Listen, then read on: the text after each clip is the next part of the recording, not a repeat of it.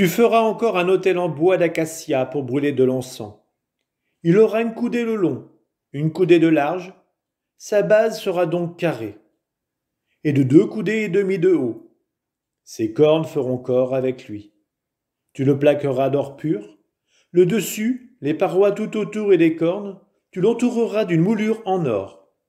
Sous la moulure, sur les 2 côtés, tu placeras des anneaux d'or pour loger les barres servantes à le porter. Tu feras les barres en acacia et tu les plaqueras d'or. Tu placeras l'autel devant le rideau qui abrite l'arche du témoignage, au lieu où tu pourras me rencontrer. Quand chaque matin Aaron viendra entretenir les lampes, il y brûlera de l'encens aromatique. Et quand au coucher du soleil il viendra allumer les lampes, il y brûlera à nouveau de l'encens.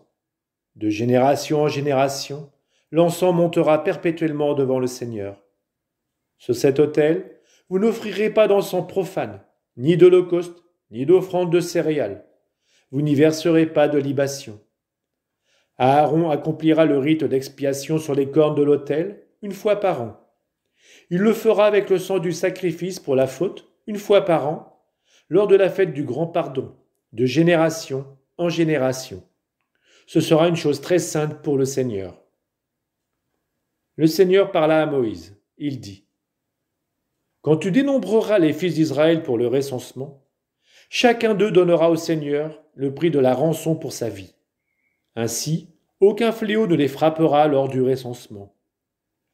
Voici ce que donnera tout homme soumis au recensement. Un demi-cycle, selon le cycle du sanctuaire, à 20 guéras par cycle, comme contribution pour le Seigneur. Tout homme de 20 ans et plus qui viendra se faire recenser s'acquittera de la contribution pour le Seigneur. Pour la payer, en rançon pour sa vie, le riche ne versera pas plus d'un demi-cycle et l'indigent pas moins. Tu recevras des fils d'Israël l'argent de la rançon, et tu le donneras pour le service de la tente de la rencontre. Pour les fils d'Israël, ce sera en présence du Seigneur, un mémorial de la rançon pour vos vies. Le Seigneur parla à Moïse. Il dit : Pour les ablutions, tu feras une cuve en bronze sur un support en bronze.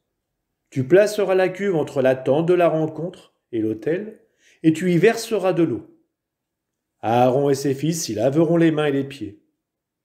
Quand ils entreront dans la tente de la rencontre, ils se laveront avec l'eau, et ainsi ils ne mourront pas. Quand ils s'approcheront de l'autel pour officier, faire fumer une nourriture offerte pour le Seigneur, ils se laveront les mains et les pieds, et ainsi ils ne mourront pas. C'est là un décret perpétuel pour Aaron et sa descendance, de génération en génération. Le Seigneur parla à Moïse. Il dit : Procure-toi aussi du baume de première qualité, de la myrrhe, fluide, 500 cycles, du cinnamome, aromatique, la moitié, soit 250, du roseau aromatique, 250, de la casse, 500 cycles, en cycle du sanctuaire, et un seutier d'huile d'olive. Tu en feras une huile d'onction sainte, un mélange parfumé, œuvre de parfumeur. Ce sera l'huile d'onction sainte.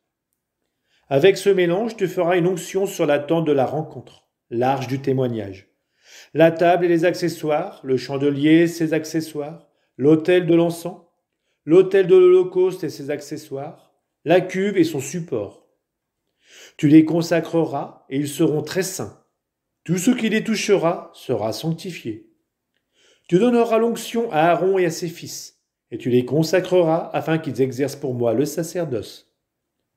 Puis tu t'adresseras aux fils d'Israël et tu leur diras : Ceci est pour moi l'huile d'onction sainte, de génération en génération.